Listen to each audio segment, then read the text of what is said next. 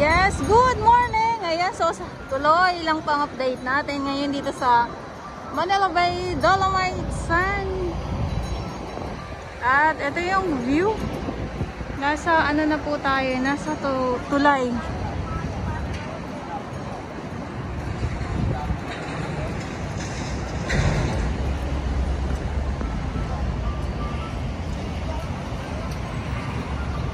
Ating mga MMDA. Yes, good morning po sa inyo lahat. Manila Bay Dolomite Sand po tayo ngayong araw, Saturday, Pilipinas. At ngayon ay November 11, 2023. Ito yung mga sako-sakong mga halong mga basura. Hahakutin ito ng truck. So wawakasan na yung mga sako-sakong mga basura na nandito. Nasa phase 2 tayo ng ating Dolomite Sand. Ito yung gray sand na wala pong tinambak na Dolomite Sand po dito. Ito yung 500 meters ng ating Dolomite. May nakasulat po dyan. Ayan, so pati ito yata ang trash boom, no? Kasi napataas na itong trash boom. So wawakasan na ito kaya ganun.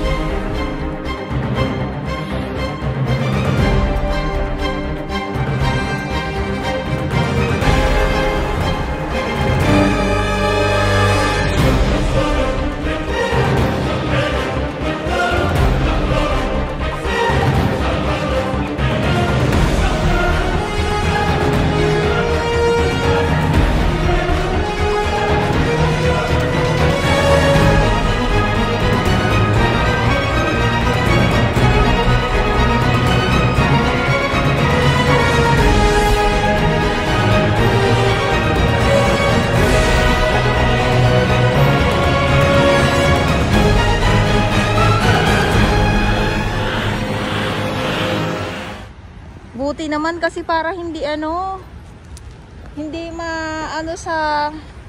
masakit sa mata dito sa Dolomite Sand. Ayan, tayo ay maglakad. Pati itong mga mga basura din po ito. Akala nyo sinemento? Halo-halong mga basura na ito.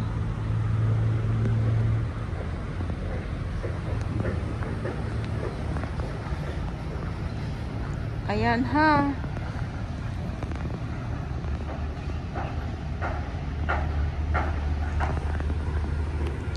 At lakad. So wala tayong makitang mga tambak na mga basura dito sa dalampasigan nitong Dolomite Beach. At ang nakikita natin ngayon ay itong mga sako-sakong mga basura nga po na wawakasan na po. Ayan, ala, napipina, nakuha na natin yan, no?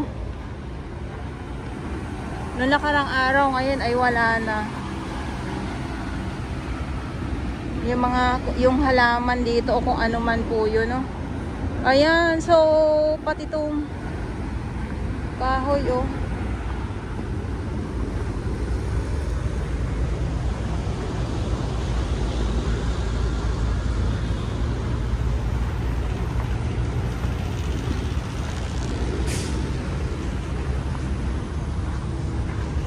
So dito, wala na po dyan yung mga sako-sako, mga basura.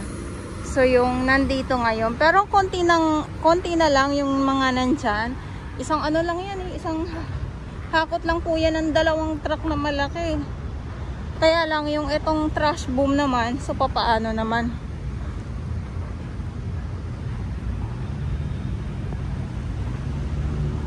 Ayan.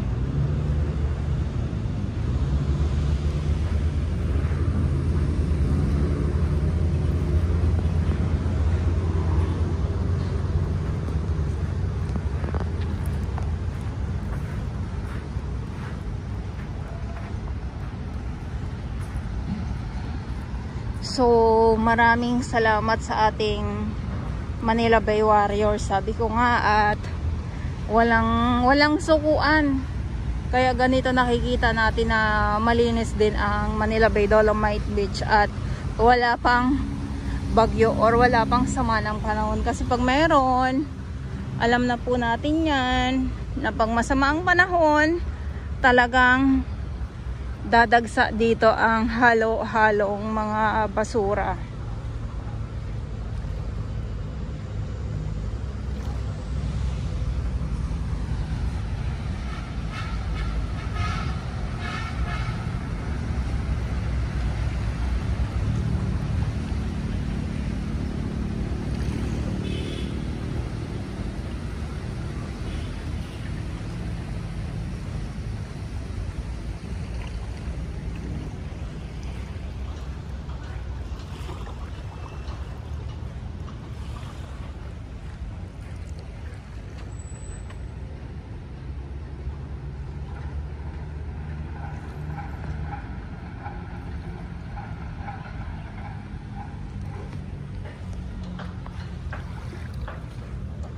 Pati yung alon na hindi siya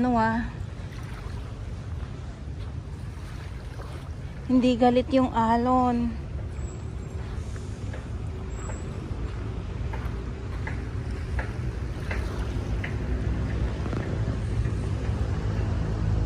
Kumbaga tahimik.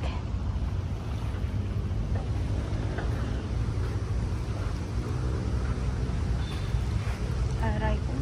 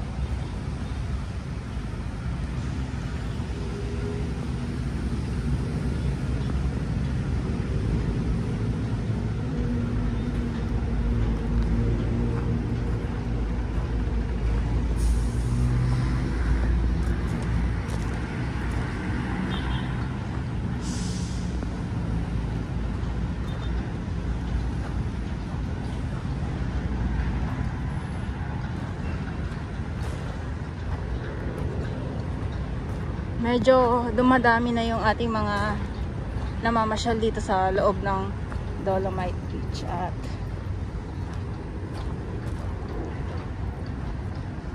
kanina konti lang.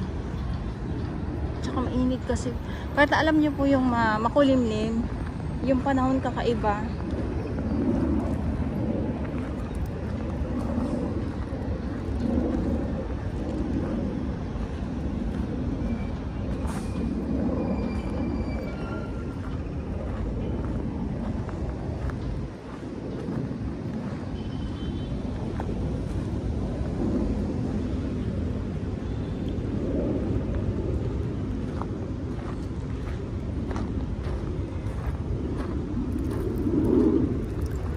Ayan mga isda o mga maliliit.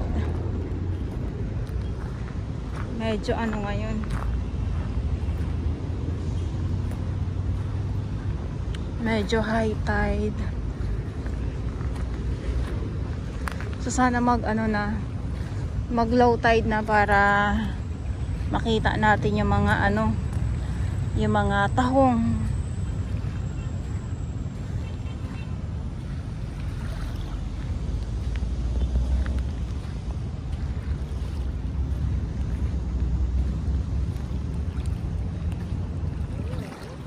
Ayan, oh.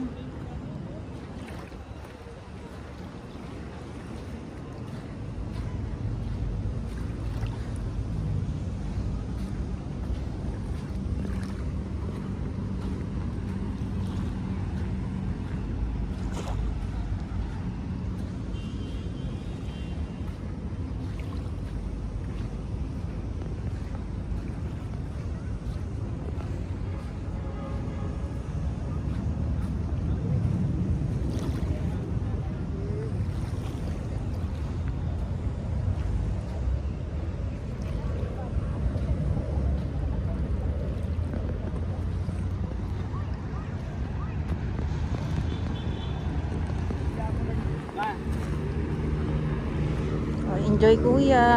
1, 2, 3. Ingat po tayo, ingat. Ingatan na nga po.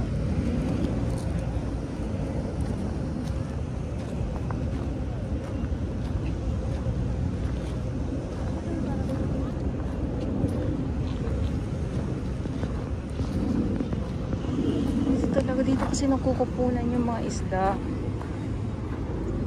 Kaya minsan yung ating ibang mga namamasyal dito sa loob, dito sila napapahinto.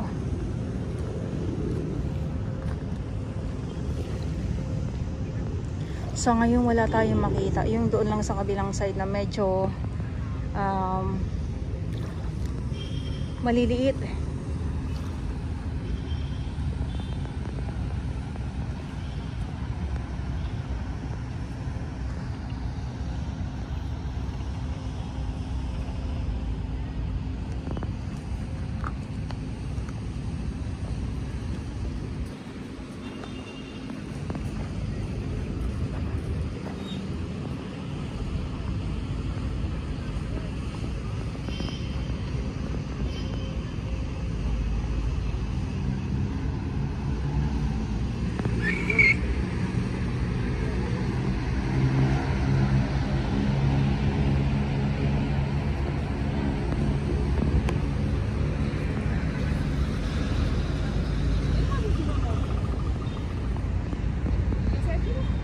Si kuya, buti pa si kuya, oo.